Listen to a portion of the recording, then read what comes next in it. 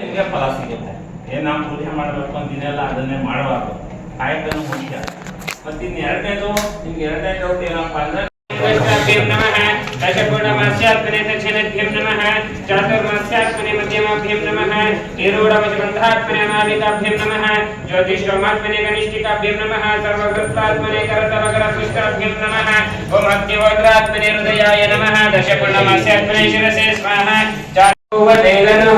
तयास्मान् विश्वदत्समयक्ष्मया परिभुजा नमस्ते अस्त्वायुधाय नदताय दुष्णवे उभाभ्यं तते नमो बाहुभ्यं तव धन्वने परिभेदन्वनो हेतरस्मान् ऋणक्त विश्वतः तो येषुदिस्तभारे हस्मन्निदे हितं शम्भवे नमः नमस्ते ಅವರು ಪಾವನ ಆಯ್ತಾರೆ.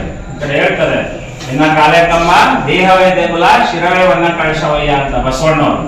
ನಾನೇನು ಮಾಡಿದ್ವಿ ಬಡವನೇ ಇನ್ನ ಕಾಲೇಕಮ್ಮ ದೇಹವೇ ದೇಗುಲ ಶಿರವೇ ಕಳಶವಯ್ಯ ಅಂತ ಹೇಳ್ತಾರೆ. ಅಂದ್ರೆ ನೀವೇ ಒಂದೊಂದು ದೇವಾಲಯ ಇದ್ದಂಗೆ. ಈಗ ನಿಮ್ಮ ಎದೆ ಮೇಲೆ ಲಿಂಗು ಇತ್ತು ಅಂದ್ರೆ ನೀವೇ ಒಂದು ದೇವಾಲಯ ಇದ್ದಂಗೆ. ನಿಮ್ಮನ್ನ ಯಾರು ಮುಟ್ಟಿಸ್ಕೊಂಡ್ರು ಕೂಡ ಏನು ಯೋಚನೆ ಮಾಡಂಗಿಲ್ಲ. ಮುಟ್ಟಿಸ್ಕೊಂಡವ್ರು ಪಾವನ ಆಯ್ತಾರೆ. ನಿಮ್ಮ ಮುಟ್ಟಿಸ್ಕೊಂಡವ್ರು. ಇನ್ ಮೂರನೇದು ಏನಪ್ಪಾ ಅಂದ್ರೆ ನಾವು ಅಲ್ಲಿ ಇಲ್ಲಿ ಹೋಗ್ತೀವಿ, ಹೋಟ್ಲಲ್ಲಿ ತಿನ್ಬೇಕಾಯ್ತದೆ, ಏನ್ ಮಾಡೋದು ಅನ್ನೋ ಪ್ರಶ್ನೆ. ಹೋಟ್ಲಲ್ಲಿ ಸಾಕವಾಗಿ ಇವತ್ತು ತಿನ್ಲೇಬೇಕಾಯ್ತದೆ. ನಾವು ಬೆಂಗಳೂರು ನಂದೀಶ್ ಅಣ್ಣನ ಜೊತೆ ಹೋಟ್ಲಿಗೆ ಹೋಗ್ಬೇಕಲ್ವಾ. ಎಲ್ಲ ನಾವೆಲ್ಲ